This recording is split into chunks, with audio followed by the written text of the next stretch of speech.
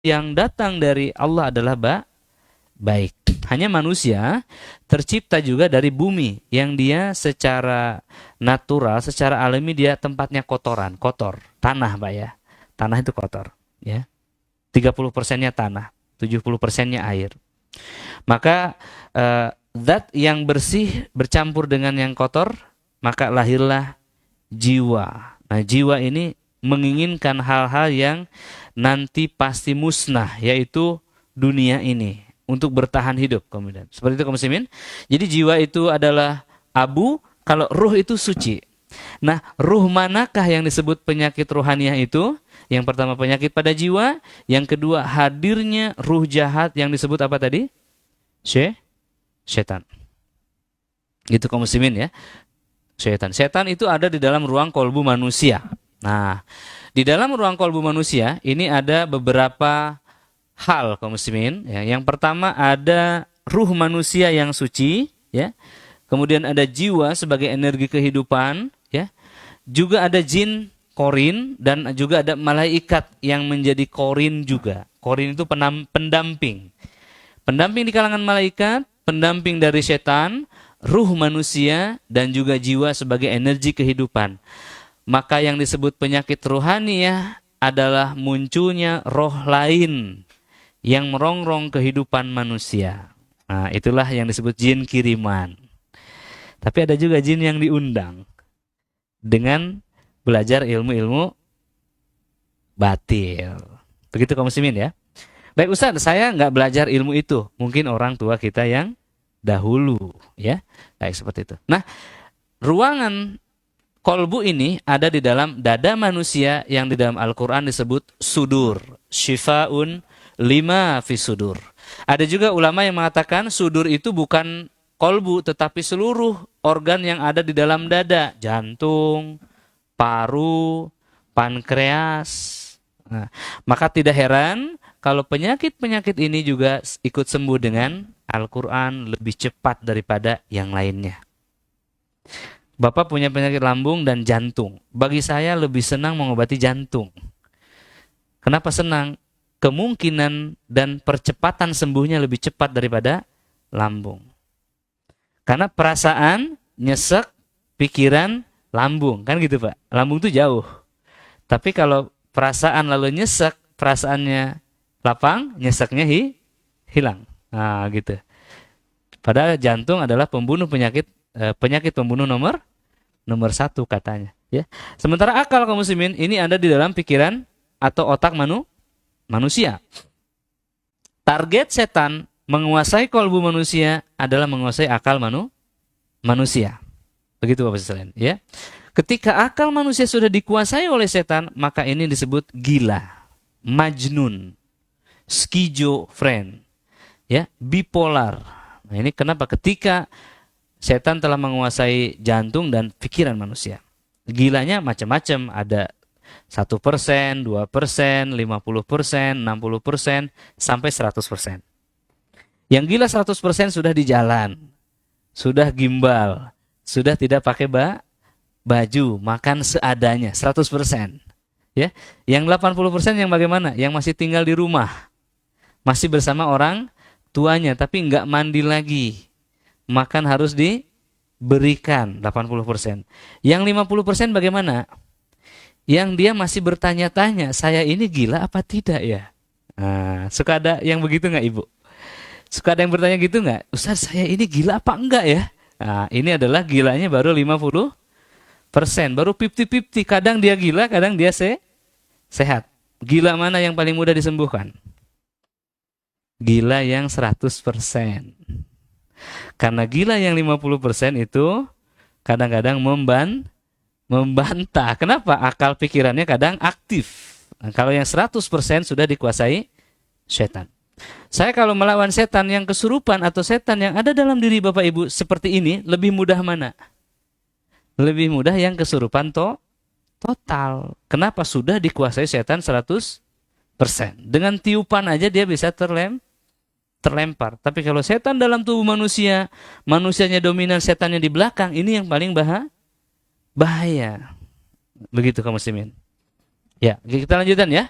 Ini setan dalam tubuh manusia. Nah, ketika manusia mampu mengalahkan perongrong dari luar, ya, maka manusia ini menjadi makhluk yang superior, lebih hebat daripada malaikat.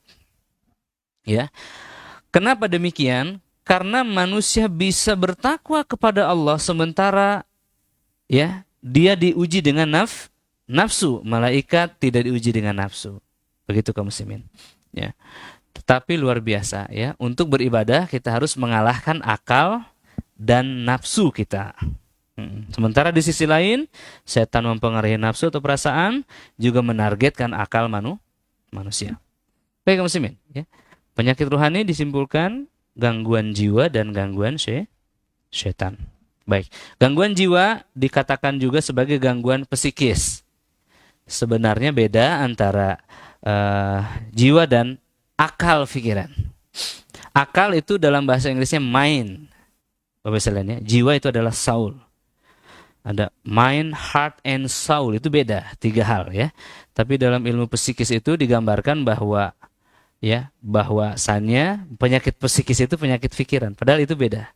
Psikis itu adalah bahasa Yunani, dia artinya nafs, jiwa. Jiwa itu dalam dada ini. Kalau psikis di dalam, kalau pikiran, mind di dalam otak. Ya, baik, seperti itu kaum muslimin ya. Jadi gangguan jiwa itu adalah gangguan pada diri manusia, gangguan internal ya. Dan kemudian gangguan setan itu adalah gangguan yang eksternal yang datang dari luar ke dalam diri manusia. Baik kaum muslimin. Ya. Gangguan ruh itu atau gangguan setan itu sifatnya abstrak ya. Tidak dikenal, non medis ya, dan dia terbagi 3 tadi disebutkan, jin, sihir, dan al-ain. Kalau gangguan-gangguan jin ini akan dibahas secara renyah nanti sama Ustadz Ajam ya. Dia akan bahas tentang bagaimana jin itu masuk ke dalam tubuh manusia, lalu menguasai seseorang, keluarga ya, bagaimana penyembuhannya secara bertahap. Sihir saya akan bahas nanti sore ya, bagaimana penyembuhannya ya. Ain juga kalau nanti perlu kaum muslimin ya. Yang jelas kalau sihir ini kaum muslimin ya, penyakit yang dikirim dari luar karena kerjasama orang yang dengki, hasad kepada kita dengan tukang sihir. Ya, itu sihir namanya. Kalau gangguan jin, itu jin yang datang kita undang, ataupun yang turun dari leluhur kita. Itu disebut jin nasab. Ya, kedua-duanya berupa pengaruh dalam bentuk suara. Ya, Pak? Gelisah itu kenapa? Karena ada beberapa suara di dalam diri kita. Ya.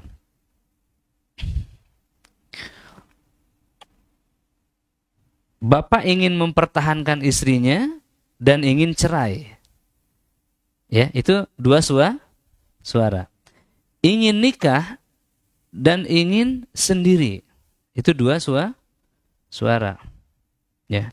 Ada laki-laki melamar, ingin menerima atau kurang cocok. Itu 2 suara.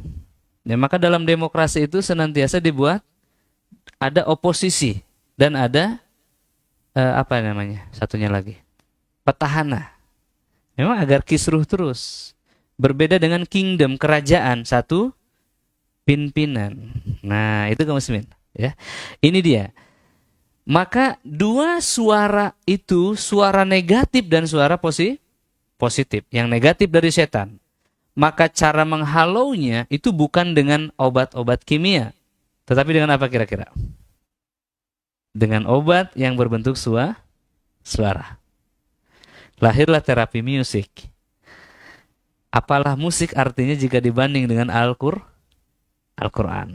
Ya, Anda akan merasakan kehebatan dan kedahsyatannya setelah menjalaninya. Ternyata terapi zikir, terapi Al-Quran, terapi sholat, terapi ibadah, terapi nikah, ya, terapi sedekah itu lebih membahagiakan daripada terapi yang lainnya. Maka wa idza maritu fahuwa yasfin, ketika kamu sakit sembuhkan, engkaulah yang menyembuhkan, Allah Ta'ala lah yang menyembuhkan. Ini yang disebut obat langit tadi Bapak sekalian ya. Yaitu Al-Qur'an yang turun dari langit, zikir, ya, ilmu-ilmu agama, ya, ilmu-ilmu nabawi ya, maksudnya petunjuk nabi, kenabian ya, obat-obat kenabian dan iman. Baik, kaum muslimin. Ya, seperti itu. Maka lahirlah kemudian ayat-ayat yang dibacakan untuk hati manusia. Apa itu terapi ruqyah syar'iyyah? Ya, ini adalah untuk menghalau suara-suara yang ada di dalam dada manusia yang membisiki kejahatan dan keburukan.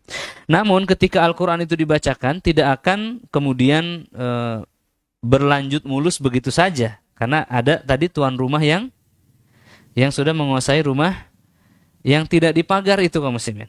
Ya, maka ada namanya reaksi ya, yang merupakan rasa sakit yang lebih kuat, yang merupakan proses menuju kesembuhan. Namun kalau kita istiqomah ya, kalau kita istiqomah maka apa yang terjadi ya?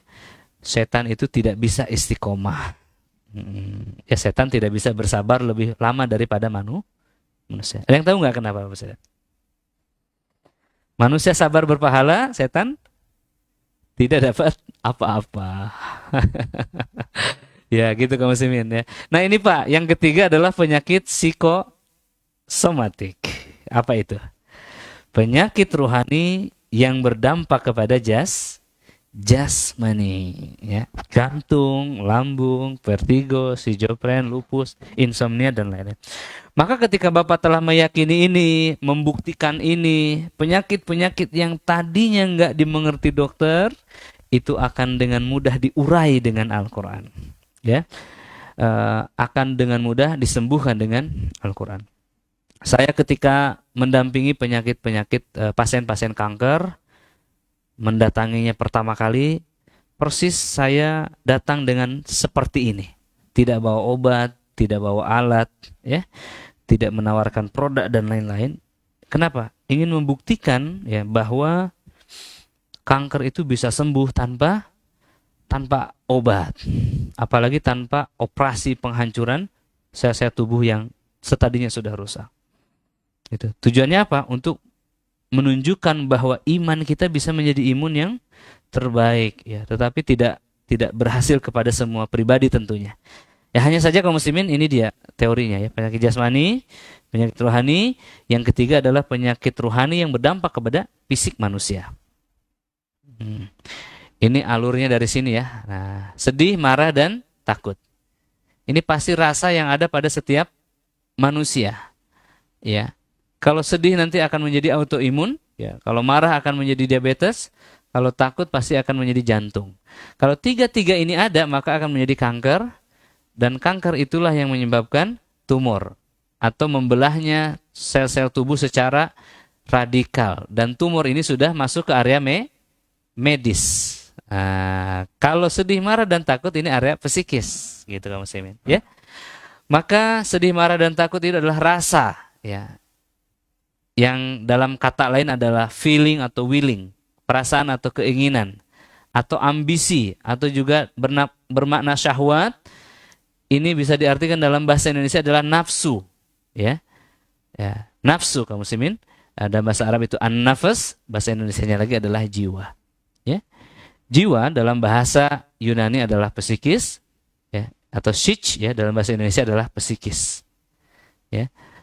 Ilmu yang pelajari psikis adalah psikologi. Ya. Orang yang punya gangguan jiwa disebut psikopat, ya. Orang yang mengobati jiwa disebut psikiater. Nah, nanti penyakit yang timbul dari psikis ada juga psikosomatis, jantung, lambung dan vertigo. Kalau sudah jantung, lambung, dan vertigo, ini sudah bisa diobati di rumah sakit. Kalau perasaannya, sumber penyakitnya bisa diruqyah dan diberi nasihat. Ya, memang agak rumit ya. Tetapi begitulah akhirnya. Makanya bisa bertemu antara rumah sakit dan peruqyah itu di situ, kaum muslimin. Kalau sama-sama jujur mau menyembuhkan pasiennya. Ini yang masalah kemudian ketika sudah rebutan pasien. Rebutan klien, rebutan pengaruh, itu yang tidak akan bertemu. Karena rumah sakit punya farmasi, ya, peruqyah punya herbalisnya, dan ruang rawat inapnya. Ini jadi masalah. Ya, kaum muslimin. Ya, maka penyakit-penyakit pada otak manusia itu bisa langsung berdampak kepada kulit kepala, kerontokan, ya, dari pikiran itu bisa membuat rambut rontok, betul nggak sih? Ada orang yang sudah baca Al-Baqarah selama 70 putaran, baru dia sadar rontoknya berhenti, ketombenya hilang.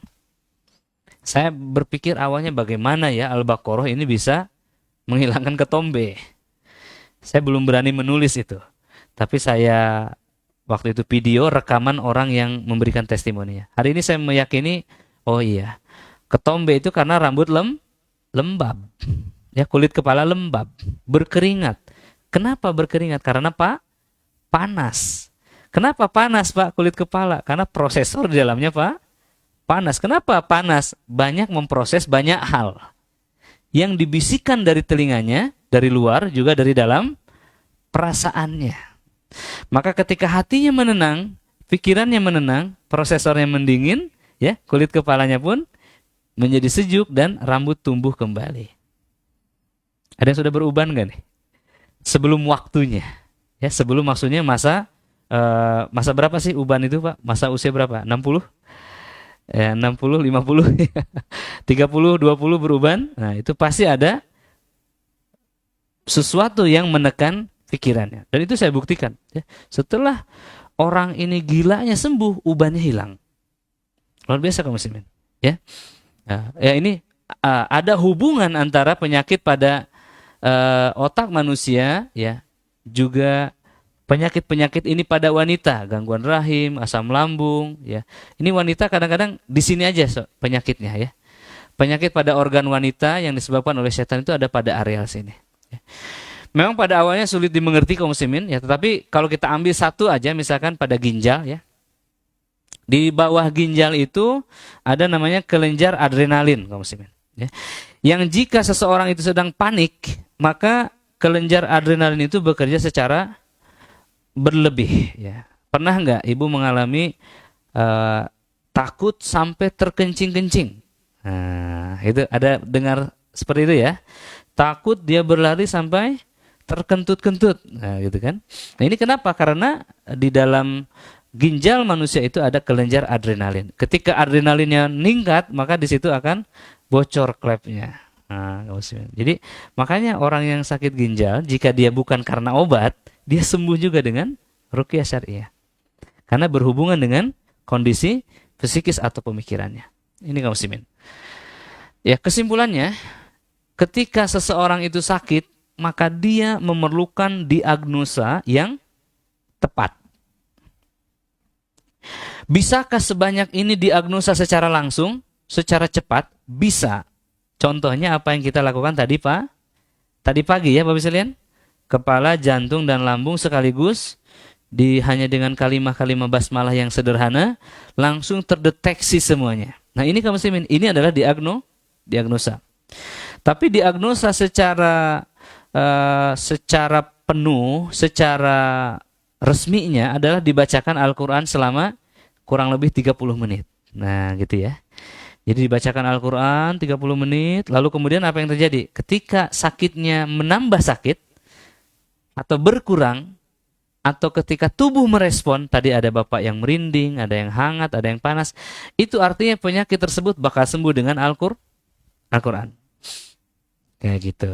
Ya. Ibu kakinya sakit ya? Mau dicobain nggak? Iya, itu setan di kakinya. Nah, itu hanya setan di kaki kok. Nanti ibu kalau berhasil itu akan sembuh. Akan sembuh total. Jadi ibu kesini sakit kaki, nanti yang di sini sakit, yang di sini sembuh, yang di sini sembuh, gitu ya. Ibu sakit di seluruh tubuh ya. Nah, itu di titik-titik itu yang akan sembuh. Luar biasa loh. Belum mulai aja sudah sakit-sakit, ya kan? Artinya apa? Setan sudah merespon. Baik, kaum muslimin. Lanjut ya. Sakit, diagnosa, dibacakan ayat ruqyah, tujuannya agar apa? Agar kita semakin yakin bahwa sakit kita ditimbulkan oleh setan ternyata kaum muslimin. Ya.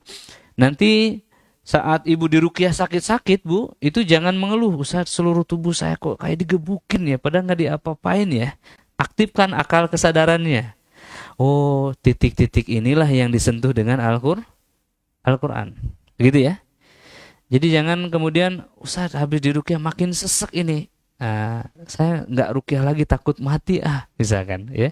Itu setan telah berhasil. Nah, gitu. Begitu kaum muslimin ya. Ya.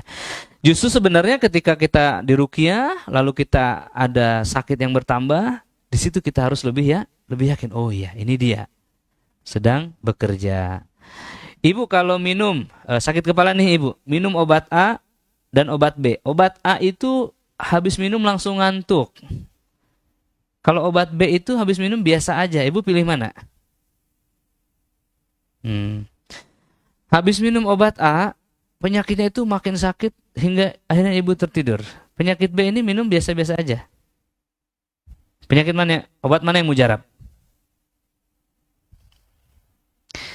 Obat yang bikin ngantuk.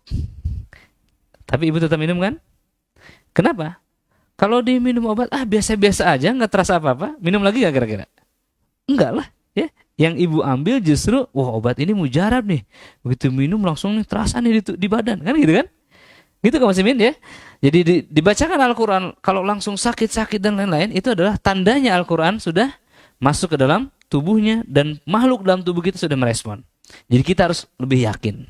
Ya, terapi Al-Quran adalah terapi suara, kaum muslimin. Terapi suara, ya.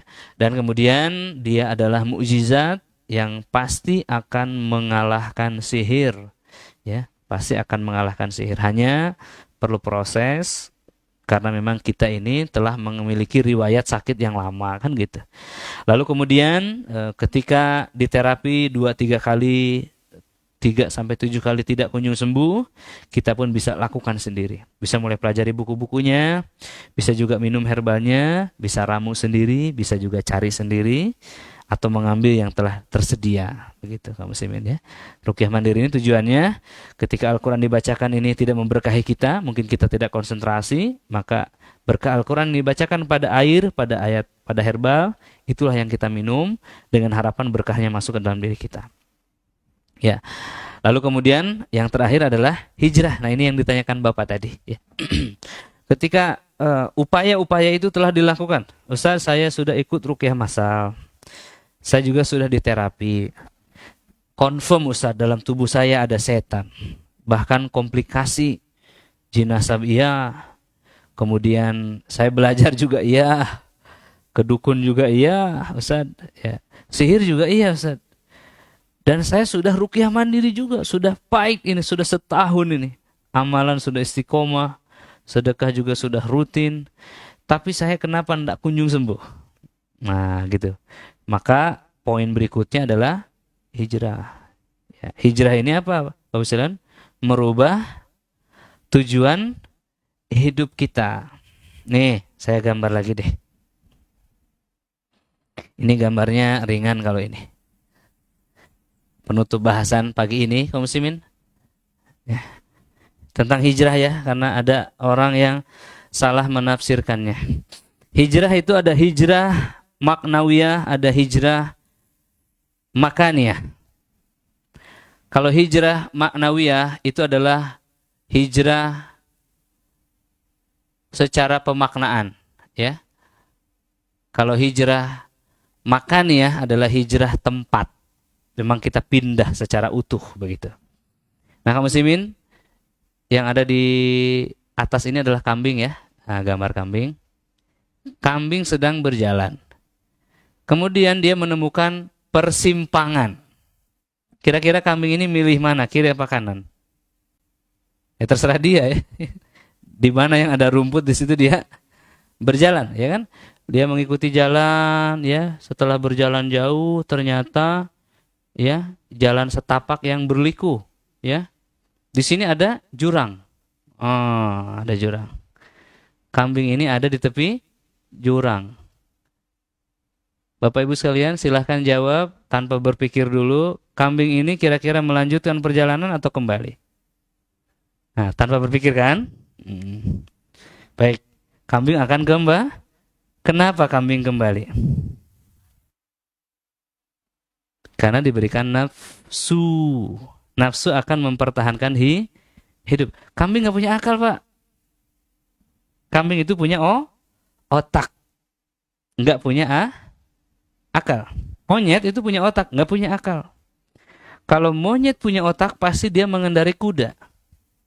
Ya, pasti dia mengambil senjata manusia. Kaum muslimin, kambing yang tanpa akal saja, ketika dia menemukan jurang, apa yang dia lakukan? Dia kembali. Nah, perhatikan, kembalinya manusia, kembali kemana ini? Langsung ke sini atau menelusuri jalan yang berliku tadi? Kembalinya kambing menelusuri jalan yang berliku meskipun tajam dan menyesakan, ini yang disebut dengan hijrah. Lalu kemana kira-kira? Mengambil jalan yang benar. Jadi hijrah itu kembali ke persimpangan di mana kita tersesat. Ini perlu dicatat kaum muslimin. Karena ada yang meremehkan ini dan mengira gampang. Ya, hijrah itu kembali ke persimpangan di mana dulu kita salah mengambil keputusan. Ini dia persimpangannya. Jadi hijrah itu bukan ke sini terbang, ya. Bukan juga langsung balik ke titik kita dulu salah.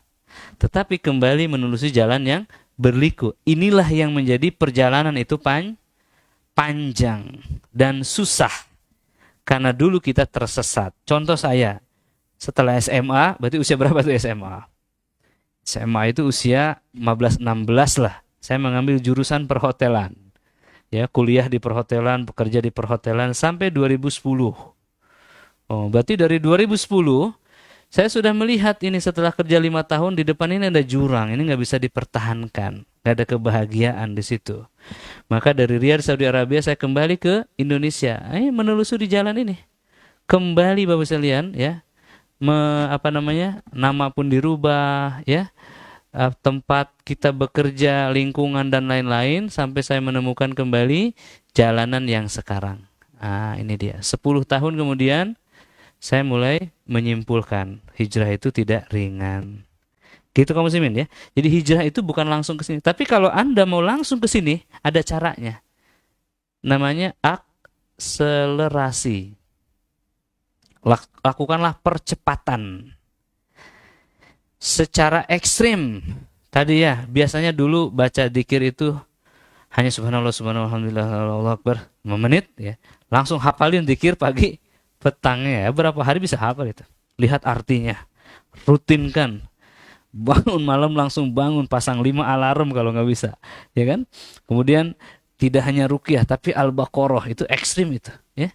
Sedekahnya biasanya 2.000, 20.000, 200.000 atau 2 juta begitu, ya. Itu namanya akselerasi untuk percepatan. Dulu nggak pernah baca Quran, sekarang setiap hari, ya, baca 10 kali. Gimana caranya? Saya sekali, saya kasih Quran saya 10 anak santri misalkan.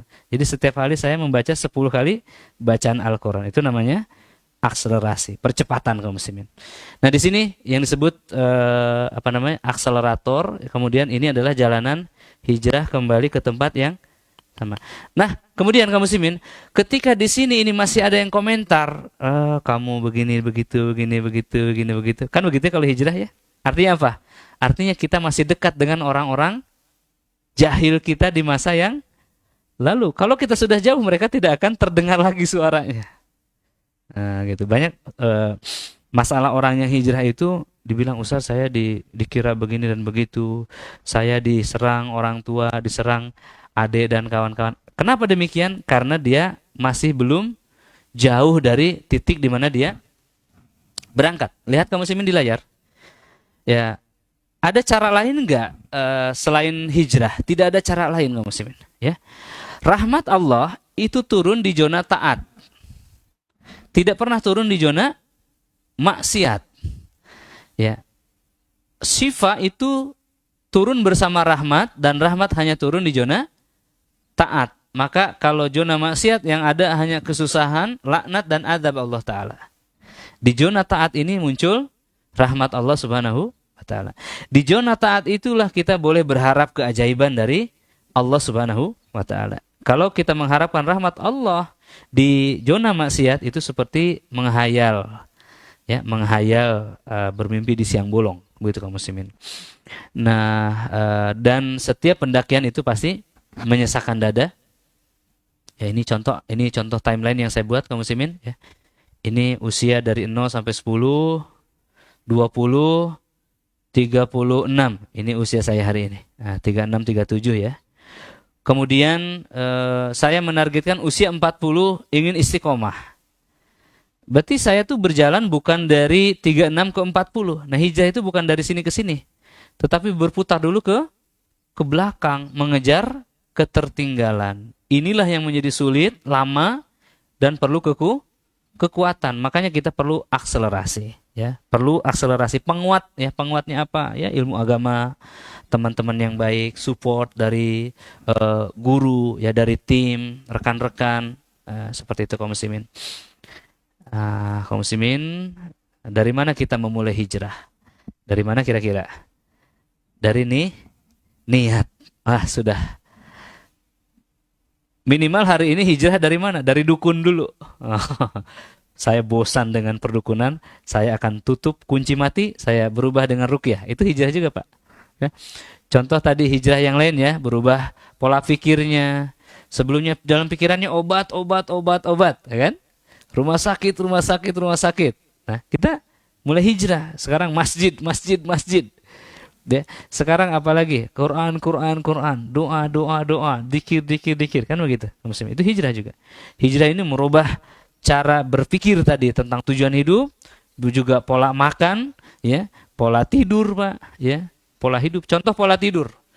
Dari kecil kita berpikir tidur yang sehat 8 jam. Setelah tidur 8 sampai 10 jam, sehat nggak kita? 40 tahun kita tidur 10 jam setiap malam. Sehingga nggak ada qiyamul lail, subuh juga kesiangan. Sehat nggak kita? Belum tentu, Pak. Ternyata setelah dipelajari kaum muslimin, para ulama itu tidurnya dibagi 3. Malamnya dibagi 3. Sepertiga belajar, sepertiga ibadah, sepertiga tidur. Kan? Berarti tidurnya berapa jam dong kalau gitu? Ya mungkin 2-3 jam. Setelah dipraktekkan kaum muslimin, 2 jam tidur itu cukup ternyata.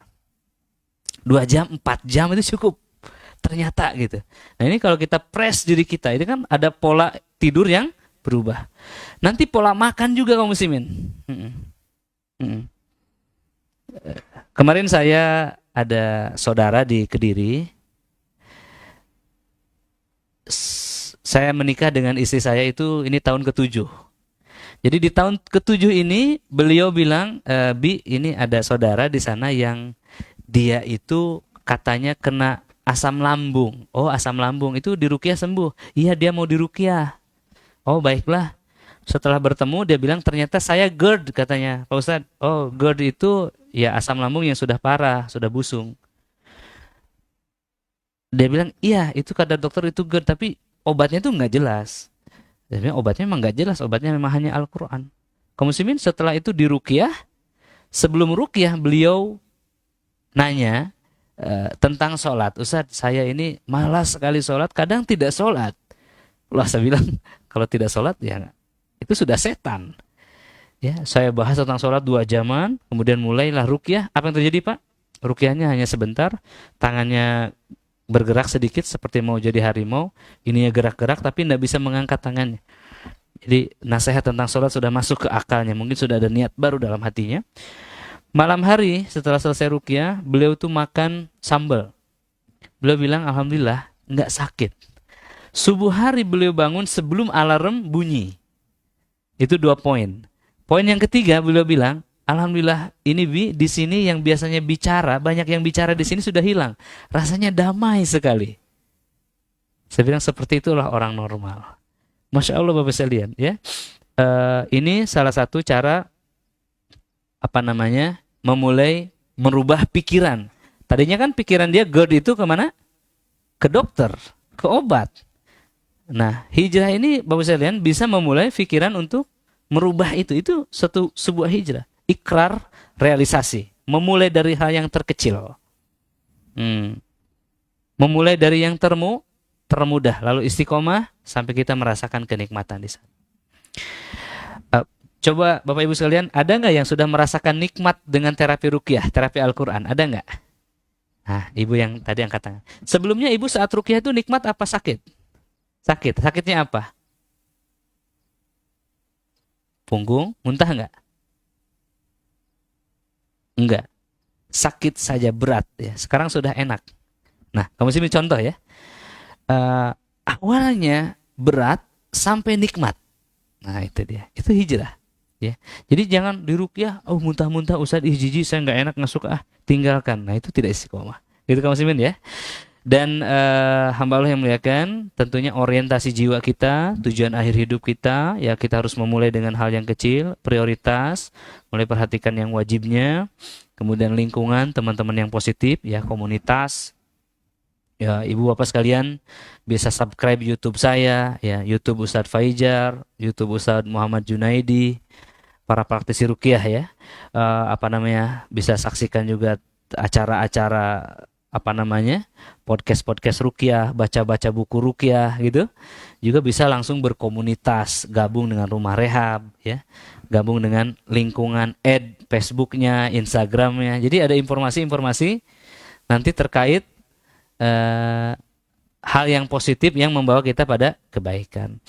Seperti itu. Ya, yang paling sederhana sekarang, kalau penyakit ibu tadi sudah terdeteksi lambung, jantung, kepala, minimal tidak ingat obat lagi. Nggak usah ingat obat lagi. Karena penyakit-penyakit itu pasti disarankan dokter nanti minum obat seumur hidup. Ada nggak yang sudah disarankan begitu? Minum obat ini seumur hidup kata dokter. Ada yang begitu? Artinya minum sampai mati, Bapak Ibu. Minum obat itu, kalau dikatakan minum obat sampai seumur hidup, artinya minum sampai mati. Sama nggak? Minum seumur hidup atau minum sampai mati, sama nggak? Sama. Minum sampai hari terakhir Anda hidup, sama nggak? Sama. Artinya obat ini tidak akan mengobati kamu sampai hari kematian kamu. Artinya obat itu harus dibeli apa tidak? Diminum apa enggak? Enggak usah. Kenapa? Harus minum sampai mati. Artinya sampai besok mati tidak sembuh. Ya udah jangan diminum. Tapi kita tetap beli ya. Luar biasa enggak? Nah, kita tersihir dengan kata-kata itu kaum muslimin ya. Maka kalau ada penyakit yang dikatakan ini seumur hidup atau ya seumur hidup, artinya tidak ada obat yang akan menyembuhkannya. Sudah jangan konsultasi lagi ke dia. Karena dia tidak menemukan solusi kaum muslimin. Ya, betul tidak sih? Nah, maka berazamlah, bertekadlah, ya, berkeinginanlah, berniatlah untuk berubah minimum dari cara pengambilan sudut pandang tentang obat. Agar apa? Agar kita mendapati jalan menuju kesembuhan kita lebih dekat kaum muslimin. Jangan ada dua dokter. Nanti akan membuat ibu semakin bingung. Lihat ibu ini di WhatsApp yang dia kirim ya. Sebelumnya dia penyakitnya epilepsi, jantung, Parkinson, bipolar, schizofren, asam lambung, kanker, vertigo, alergi, abortus sudah 7 kali. Ya, juga ada penyumbatan pembuluh darah otak. Beliau sembuh total dengan hanya ruqyah mandiri, orangnya entah di mana ya, belum pernah ketemu saya sama sekali. Hanya dengan ruqyah mandiri. Kaum muslimin, obat-obat yang diberikan dokter dia kantongin. Artinya kalau dikantongin diapain itu? Nggak dipakai lagi ya, karena kan harus sesuai resep kan? Ya, kaum muslimin, betul nggak? Nah ini subhanallah ya. Kapan terakhir kali Bapak Ibu minum obat? Ya. Mudah-mudahan materi kita hari ini menjadi sebuah inspirasi baru Bapak sekalian ya. Perjalanan dari sakit ya, kita diagnosa dengan Al-Qur'an insyaallah nanti sore. Lalu kemudian ibu istiqomah terapi ruqyah. Di sini juga ada terapi intensif 7 hari nanti di sini di bawah ya. Sudah ada peserta 10 orang padahal belum dibuka. Nanti totalnya hanya 15 orang saja. Kemudian terapi mandiri, ada yang sembuh. Jika belum sembuh, hijrahlah segera ya, karena tidak ada jalan lain menuju kesembuhan kita ya. Jika penyakit itu ditimbulkan oleh penyakit rohani, pasti obatnya adalah iman, takwa, istiqomah, tawakal sampai kita disembuhkan oleh Allah Subhanahu wa taala. Barakallahu fi ahlikum wa malikum wa amalikum wa hayatikum. Ya, jangan kemana-mana Bapak sekalian. Insya Allah acara ini terus berlanjut sampai sore, bahkan jika perlu sampai malam, ya sampai tengah malam. Saya siap di sini menemani Bapak Ibu sekalian, ya, dan akan berlanjut besok juga sampai sore hari. Ya, demikian. Wassalamualaikum warahmatullahi wabarakatuh.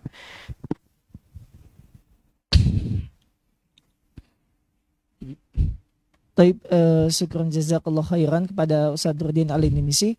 Dan insya Allah teman-teman rahmati Allah, sebagaimana yang sudah disampaikan sebelumnya, kita akan rehat sejenak di pukul 11.30 ini ya Ustadz Syam ya.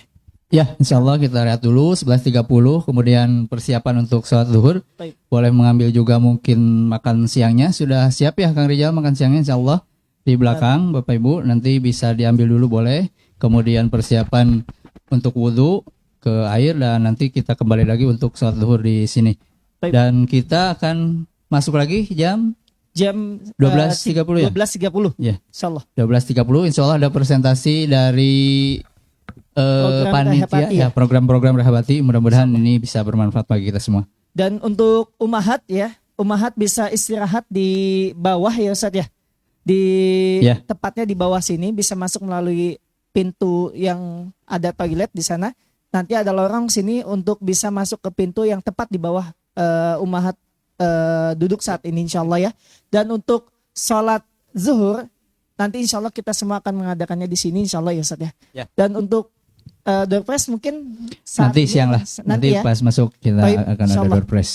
Kita akan rehat sejenak dan insya Allah ada beberapa produk dari Rehabati insya Allah yang juga akan dikenalkan di depan.